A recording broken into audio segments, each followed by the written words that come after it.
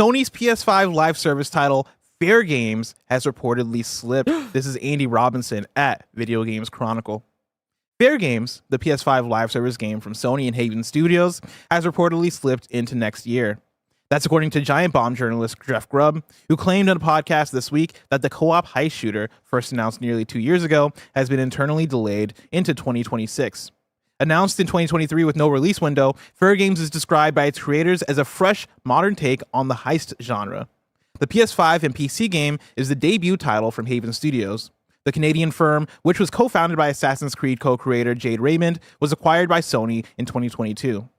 Creative director Matthew Leduc said of the game, quote, "In a nutshell, this is a thrilling competitive heist game where you join an underground movement to rob the ultra-rich and rebalance the scales," end quote. Roger. Hi. Fair Games slipping internally into 2026. Does that report surprise you? No, not at all. I mean, especially after Concord and everything that happened, right? And also, we probably are getting Marathon this year, potentially. Yeah, you would think so, right? That's my guess. That's my prediction. Yeah. They were very bullish on the live service elements of PlayStation, right? Clearly, Concord did not work out. It's time to do one a year, right? If you're going to do any at all, right? You take one, you learn from it. Hopefully, that's not a Concord disaster, and you pull back. Fair Games is also an uphill battle, right? We forget that this is like a Payday situation, and Payday 3 did not work out, right? That was for a lot of different reasons, right? But still, like, Payday 2 is the juggernaut of this, niche sort of side of the genre, right? So they need to kind of find their own footing. They need to have a large marketing push. They need to have a lot of betas, and they need to make sure that this is in front of all the people that would want to play this game. So yeah, take as much time as you need to. This doesn't surprise me whatsoever. How about you? Doesn't surprise me. I think the thing that surprises me more is that internally this was slated for 2025. I think that's more the shocker, because you just always saw this as the 2026 game. Yeah, well, it's what you started talking about at the beginning of the statement, which is you want to pace these things out, right? Maybe do one new live service a year, pair that with maybe one or two big AAA games, and then have maybe your third-party partnerships fill in the gaps around that, right? Like, you want to pace yourselves out. Them launching Marathon and Fair Games in the same year feels like a bit too much, and I think coming off of Concord, that is proof that you need to take this slow and really nurture these titles one at a time. Yeah. Right? Like, I think even Concord being, I won't say the one, because of course Helldivers 2 was earlier in this year, and I think earlier last year, and I think we forget that that's kind of part of this conversation when we talk about the live service stuff, right? But Concord is one that was so mishandled that if you mishandled that one, like, I don't see you pushing 2 out the door in 1 year, right? I think you got to get this thing right. And right now, I think the priority probably is Marathon. Marathon, that is the game coming from Bungie. That is, I think, in my opinion, the Sony live service thing with the most promise. And I say that even not having the utmost faith in it, right? Like, that's one that I want to see. That's one that I'm going to need my hands on the sticks to really, be pushed either way on it. But right now, I think we're all kind of down on the Sony live service push, and you need to get the next one right. Yeah. You need to be, everybody, like all chefs in the kitchen working on this thing. Yeah, it's so interesting, right? Because when you even say Marathon, right, and you say the Bungie of it all, there's an asterisk there, right? Like, if it's successful, I think people would be like, that's great for PlayStation, but it's also not really fully PlayStation. You know what I mean? Like, it is like we talk about Helldivers 2, right? Like, that is not fully PlayStation, right? The Concord was fully PlayStation. Like, that's the way that we view it. That's the way we see it, right? And of course, Marathon Bungie is underneath of PlayStation, but still, it feels like a different entity. I'm so interested if Fair Games is that first one outside of Marathon to come up and be like, hey, Concord sucked. This is the way to go. Like, hopefully this is the way. Like, I don't know. I feel like those are different things in the gamer's eyes, or at least there's always going to be that little asterisk way of talking about Marathon. I think specifically. I think so, right? Yeah. I think when we talk about the full story right now, of the PlayStation live service push, I know I just put Helldivers 2 in that conversation, but I think regardless of the live service push, Helldivers 2 was going to be a PlayStation thing regardless. Yeah. Helldivers 1 was and correct me if I'm wrong, chat, Helldivers 1 I believe was a PlayStation exclusive. I don't know about PlayStation Studios thing, because PlayStation Studios is newer. Like, that wasn't it was more PlayStation Worldwide Studios at that point, I'm pretty sure. But either way, I think Helldivers 2 would have been an exclusive game without the live service push from PlayStation. When we're talking about Bungie, I think Bungie's Marathon game, I think regardless of PlayStation's live service push, I would say that was probably going to happen anyway. Yeah. And so we're really talking about, as far as the major ones that we know of, because I'm sure there are ones that we don't know of yet. I think Concord and Fair Games are the original PlayStation is making this thing happen. Yeah. And even Concord, I might even be pushing that too much, because I think Concord might have existed. I think Concord did exist actually before PlayStation took that over. But even still, it seemed like PlayStation had a very big hand on, hey, we see this, we have this strategy, we are adopting this into our PlayStation Live service thing. Fair Games feels like more of a ground up thing, but y'all get what I'm saying. Yeah. So yeah, I'm 100% with you as far as Fair Games' role in this. All that said, I don't think Fair Games comes out. Really? I don't think Fair Games sees the light of day. So what do you think this looks like for PlayStation, right? Do you think that Marathon, whatever happens to Marathon, right? Do you think that, how about start there? If Marathon is a huge success, do you think that Fair Games comes out? No. Do you think that has any play? You'd have no play at all. They don't No. see the dollar bills and they're like, hey, listen, we could do this. Maybe we're actually good at this. Maybe we can kill this. I think Concord was such a monumental failure. Like, we can't underrate how much of a failure Concord was for PlayStation. And I think that's an immediate pull the cord. Like, I think Marathon being what it is, right? Marathon being a Bungie thing. Marathon, I think, possibly having juice in a different way than these other things do, puts it in a different conversation. I think Concord sucking up a bunch of money and then like basically getting none back, right? Like, of course it got some money back, but like not nearly the money that you put into it. I think that is one of those ones where we can't replicate this failure. So then why not cancel Fair Games now, right? Like, why are we kicking the can down the road? Why are we still talking about gummy bears, right? Why are we still talking about other games that potentially are still in the canon right there? Yeah, especially with a delayed game, like that's a longer development cycle where you're spending more money to have pay these people to work on this game and all this stuff. So that's why that's my I only think we've hesitation. been here before as far as games being delayed. All right, finally we're cutting the cord. Like we we just saw that with not actually announced, right? But we talked about Ben Studios and Ben Studio, Blue Point. Last of Us Online is another one that they announced and felt like we were hearing about it forever, and then eventually got canceled. Like this is the beginning of this getting canceled as far as what that looks like. Yeah, and I think that is we don't know what was happening, I guess, internally here, because this is just a report from Jeff Grubb, and it was kind of surface level as far as, hey, this has been internally delayed. But then I get into the questions of, all right, what are the conversations happening right now? Is it that you need more time? Is it that you need to go back to the drawing board a bit? Is this a response to Concord? Yeah. Are you trying to figure out was this hey, we had people come in and look at this and it is not up to our standard, and so we want to push it? Again, that happened with Last of Us Online, and then we saw what happened with Last of Us Online. All signs for me are pointing to this is going to get canceled. And I totally get that. I think my only quote-unquote hesitation there is that this seems to me like, even though I did mention Payday, right? It's kind of only Payday, right? Like this, it seems like an open area for this genre, for this game to potentially come out there if it is free to play, if it is, $20, $25, whatever it is on Steam, if it's day one, if this game is really good, it could hit. And I see a world where, from the get-go, we talked about Concord, and we're like, I don't think this can hit, right? Like, it feels too generic. There's too many games like this. We have Marvel Rivals coming up. We have Overwatch. Like, there's so many games that are like Concord. It just doesn't have the stuff. Fair Games could have the stuff, just enough to, replace Payday. If you really want. Payday's fucking huge.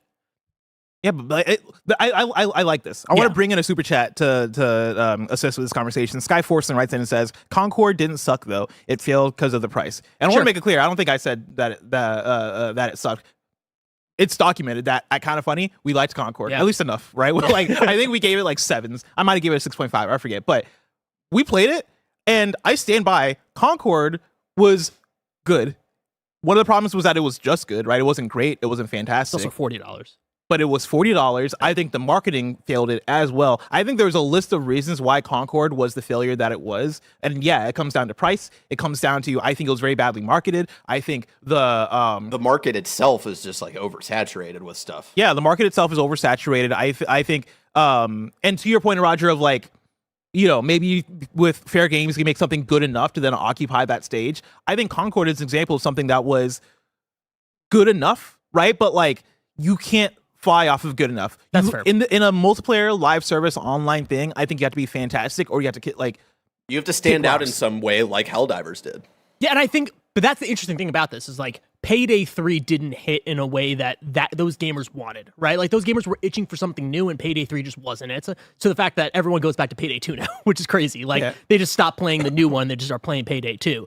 So that's my only thing is like there is nothing there, right? Like the closest thing to a heist game that I think people play other than Payday is GTA Online, right? Like talking to Lester and trying to do some heists. Like that's a huge part of that game now, but like I love it. It's such a fun time. Like there is something there, and I do think that there's a space in that market, and I see where this game cannot be canceled because of that, right? Like I see that it just fits in. But like how much of a space? I guess it's not a huge space. It's not like the biggest space in the world. It's not going to make them trillions of dollars, right? But this could be the third base hit that they need to get things going to be like, okay, maybe we can do live service games and actually do them correctly. Yeah, I could see that. I hope so. Yeah. I hope so for a few reasons. One, because I love seeing games be successful, right?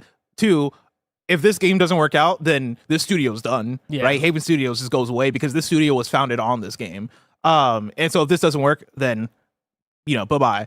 But then also, right, like, I would love to see new spaces, or I guess spaces like that either carved out or, see new life breathed into it. My main concern here is I'm with you as far as I think there is an audience for it. I just don't know if the audience is big enough to make Fair Games into a success, right? Like, are the people that play Payday, are they going to see Fair Games and go, oh, I want to play that? Or are they going to see it and go, I'm just going to stay on Payday 2 because that's what I play, right? Like, is there a heist genre fan base that is...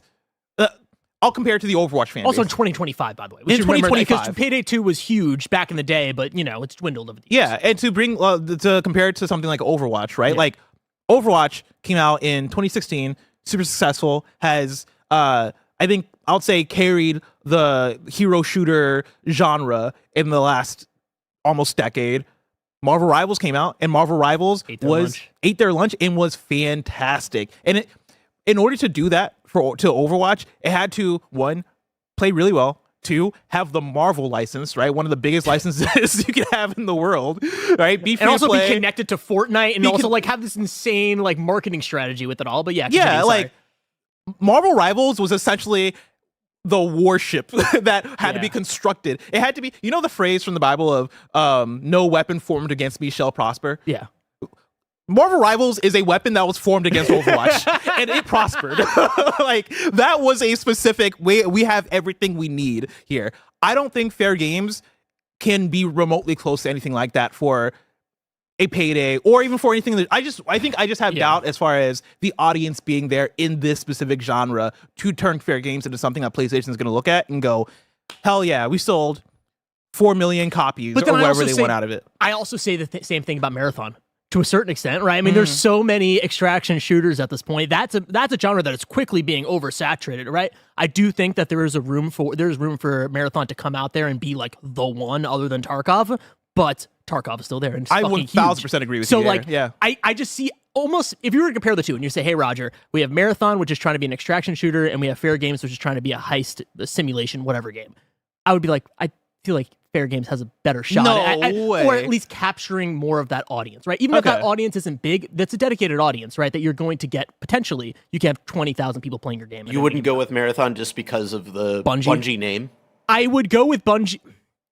True. If you were to take away the names of it. I'm just saying, like, if you were to have the genres, right? Yeah. Extraction. You're basically saying what I would choose. What's something that could be more successful between something that wants to be a heist game versus something that wants to be an extraction thing, and you would go heist because there's more space there possibly. Exactly. I think for me it is the Bungie. Plus, we know there is an audience there for a extraction thing.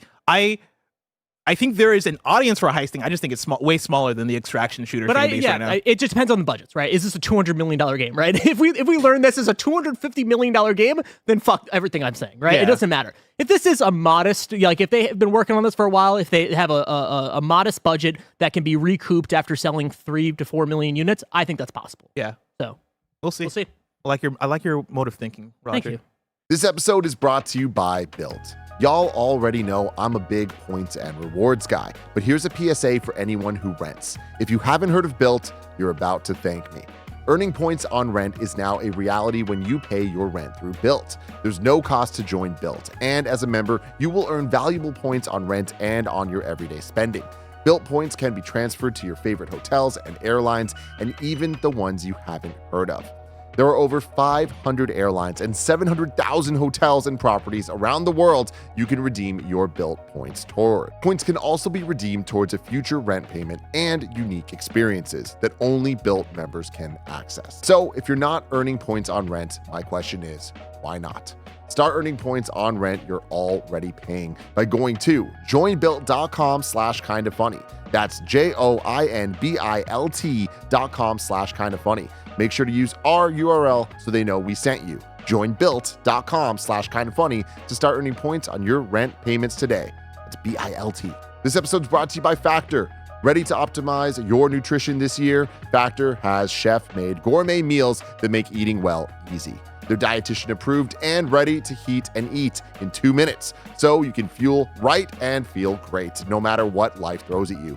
Greg Miller's been loving how simple it is to enjoy his Factor meals as he's rushing between shows each day here at Kinda Funny.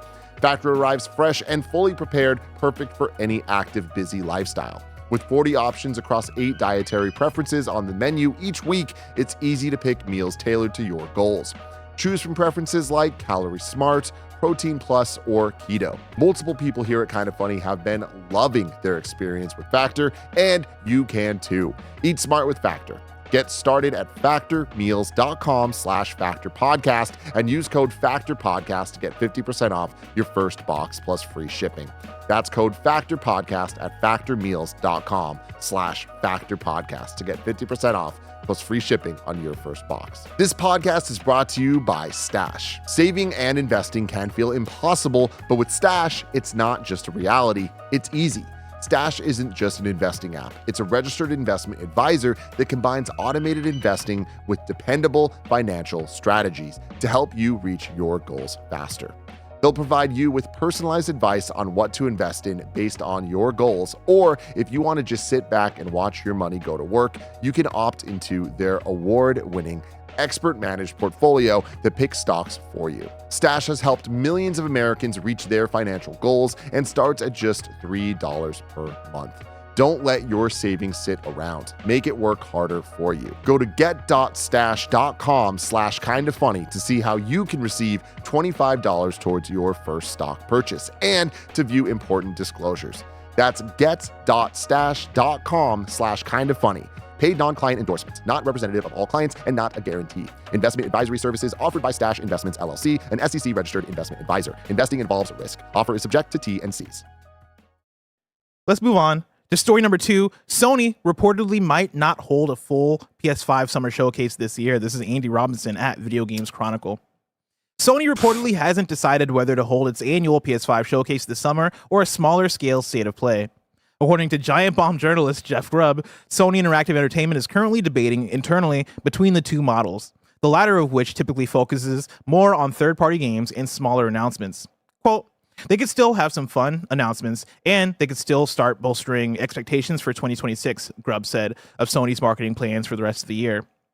Quote, internally, it sounds like they're debating and flopping between maybe making something this summer a full showcase versus another state of play, but they are considering a showcase. And if they have a showcase, that means they'll have a lot of stuff to talk about. And at that point, you would definitely expect to see Wolverine and a lot of other games that could come out next year. End quote. Well, I mean, Jeff Grubb, incredible journalist. He's incredible, but he's also, he doesn't know what he's talking about because the Rajstradamus has already said in May there's going to be a PlayStation showcase. So I've already said it. Like I've already said, he should just listen to this podcast. I don't know what he's talking about. I mean, that's crazy. That's Jeff crazy. Get it together. That's crazy. All right, listen to what What are we talking about, bro? Rajstradamus. I can't say the word. Bro. Rajstradamus. I mean, Switch 2 announced. I already said it. January, February next month. GTA 6 trailer delayed to 2026. Phil Spencer retire? Oh yeah, Phil Spencer That's retires. August, right? Yeah, August. Yeah. See, he's listening. August, Phil Spencer retires. Everybody. I think it's gonna be a showcase. I think you got to have one, even if it isn't like the most back-to-back insane bangers. I think you're gonna have a show. You have Wolverine. I think you got to show Wolverine this year. You don't want to put that just to a state of play. You have Ghost of Yotei. Well, no, because you put it in Jeff Keighley's thing. No. That's the thing. Here's where I come, because me and Tim keep having this back and forth, right? But and I see exactly where Tim's coming from, and a lot of the audiences. I think a lot of people disagree with me. I think PlayStation, and honestly, this is Jeff Grubb's thing here is to my point. I think they're winging it every single time. like I believe him when he says, they don't know yet.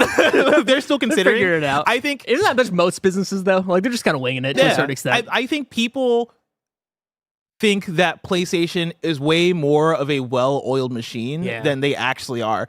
The people that work at PlayStation are like me and you. They're winging this shit, and I say that in a loose way, right? Yeah. Obviously, they're professionals. Obviously, like you got to look at the board and see what you have. The showcases and like the marketing beats, those are always in flux, right? You have a GTA 6 out there. You have world events that might destroy the outlook of the world, right? You don't want to put something in August and then oh my god, something tragic happens, right? Like you got to kind of keep these things loose, right, on purpose. Yes, and this is one of those ones.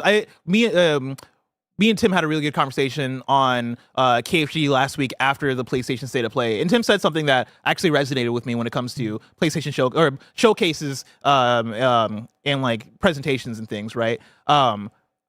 Tim, because my thing was talking about how it's tough for me to judge showcases, it's tough for me to judge these presentations when they're just marketing, right? Yeah. This is advertisements at the end of the day, right? And Tim, I think, made the really salient point of, well, putting together a showcase is an art.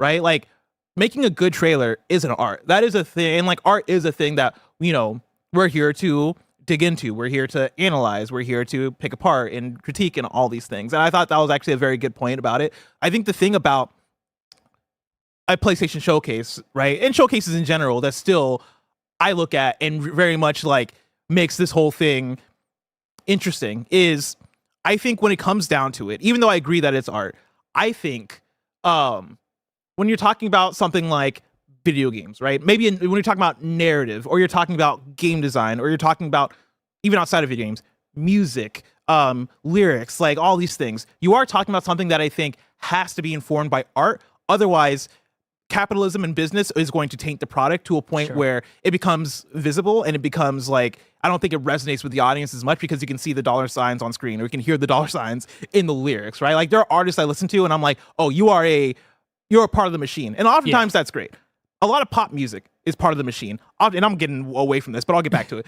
A lot of pop music, part of the machine. But guess what? I fucking love pop music. I love Sabrina Carpenter. And just because she's pop doesn't make her not art, right? Like, I think that's the whole thing. I say all that to say that showcases and presentation and marketing events and Xbox developer directs and PlayStation showcases and Nintendo directs, those are 90% dictated by the business and by the marketing beats that are appropriate in that moment. And so I think, what month are we in? We're in February. By the time we get to, let's say March, because obviously PlayStation professionals, they're going to have this figured out sooner than later. By the time we get to March, what's going to happen is, maybe May, or maybe April, what's going to happen is the team that puts together the state of plays and the showcases, they're going to look at it, they're going to look at each other, they're going to go, what do we have? Yeah. Okay, do we have these third-party things? Oh, we have Resident Evil 9. Okay, we have a couple things, right? Maybe we have a trailer ready for Ghost of Yotei with the release date. Is that enough for a state of play? Or sorry, is that enough for a showcase? Yes? All right, let's have a showcase and like dress it up. Yeah. Oh, is that maybe too small for a showcase? All right, let's make it a state of play. And they're going to dust their hands off and that's going to be it. Yeah. That's where this decision is going to come down to. So I say all that to say that, like, I guess in managing your expectations for what these things are, I think I look at a PlayStation showcase when a PlayStation showcase is announced and I go, okay, cool, they just happen to have enough to like dress it up in that way. Sure. So that's going to be the big determining factor, in my opinion. Yeah. Sorry, I just went on a rant. No, you're good. And everything you said, like, totally valid. Like, that makes a lot of sense.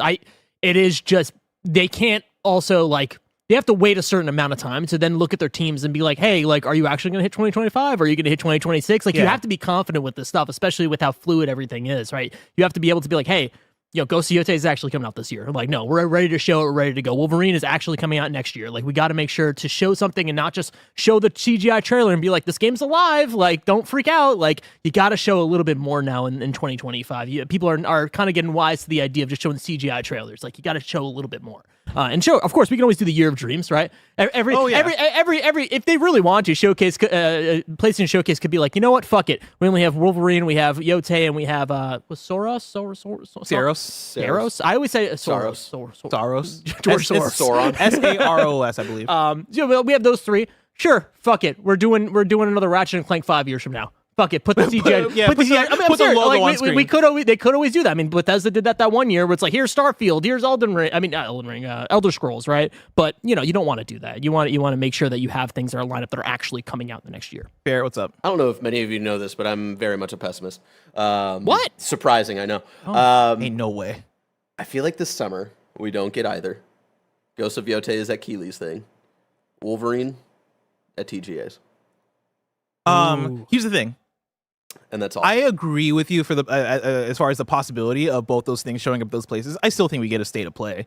I think a state of play though ends up being the third party. All right, what do you third parties have that are coming out in 2026? Yeah, maybe the alternate is state of play, and the one big PlayStation thing there is Ghost of Yote. Because that is how they've been operating. If you look at the last 4 years of PlayStation, let's say, you get to the summer, and if it's a state of play, that means that you are going to get a big PlayStation thing at Summer Game, like whatever is like the next big PlayStation thing, they'll show at Summer Game Fest or maybe at the Game Awards, right? Like, but if it's a PlayStation showcase, still we somehow do get PlayStation things at Keeley. They're at Keeley no matter what, but it is just the level of like the thing that we. So like, I can't think of the exact example. I think the last time we got a PlayStation showcase, there was still like some small PlayStation thing that ended up as part of Keeley's thing. Maybe it was Last of Us Part 1.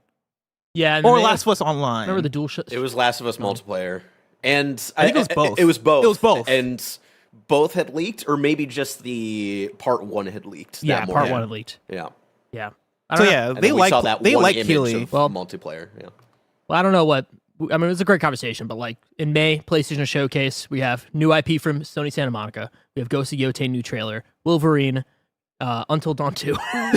Are you looking at project? Are you wait? Oh, you're Roger. and then Bloodborne remake. I'm just putting it out there again. We're getting all that stuff. If it's you crazy. We've already Who's making we've already the Bloodborne remake? don't worry. About it. Okay. Don't worry. It doesn't have to be a remake. You know what I mean? Just something. You know, we can put it. If you want my actual prediction, I think it's a showcase. Yeah, me too. I think and the only reason I say that is because I think 2026 is going to be a banger year. I think you're at a place as PlayStation where you have enough to show. I think it is going. I think it's all the things that Roger said actually, and then some surprises. I think like I'm thinking Gummy just bear. with what we Gummy have bear, yeah. already. Like I think it's too early for Santa Monica. Like I know they've been like gestating for a bit, but you already have. Let's say Marathon does actually come out this year, then Ghost of Yote. Then you have Intergalactic, which they have been on the record of saying they want it to come out within like 18 months of them announcing it, right? Or something like that. Wait, did they say that? I think Hey, no, I don't believe them at all. 2027 Druckmann game for sure. said That something. game's coming out in 2030. That's what they said. I'm pretty sure, chat, let me know, kindoffunny.com/you're wrong if I'm misquoting Druckmann there, but I'm pretty sure he was in an interview saying that. And then something else for next year, like I see God of War being, or Cory Barlog's game being like 2027. See, I'm even saying it, like a showcase. I don't even think I would put more money on Intergalactic not being there than being there. But I still think you have it because I think the things that we're mentioning right now already make for a banger showing, right? Yeah. Ghost of Yote, Saros, you Marathon debut, and Marathon you say is coming out this fall, and you do like a big breakout for it. Death Stranding 2, we've not mentioned, but that'll be there, and that'll probably be like the last big trailer for Death Stranding 2 if that game comes out, let's say either summer or sometime in fall. And then add in 2 more first-party things, and you're golden. Yeah. And then they'll have a smattering of third-party stuff. Yeah, third-party stuff. I'm positive PlayStation has more They have partnerships. enough stuff to make a showcase. Yeah, it just comes down Put to Lost Soul aside in there. Yeah. Some Stellar Blade DLC. Yeah. Now we're cooking. Yeah, like I think they have like the new Stellar, not the new Stellar Blade, but more Stellar Blade like games. Third-party partnerships. Yeah. Phantom that are Blade big. Zero, did you mention that one? No, but that'll be in there. Yep. Hell is up. I think you get a showcase. That's my prediction.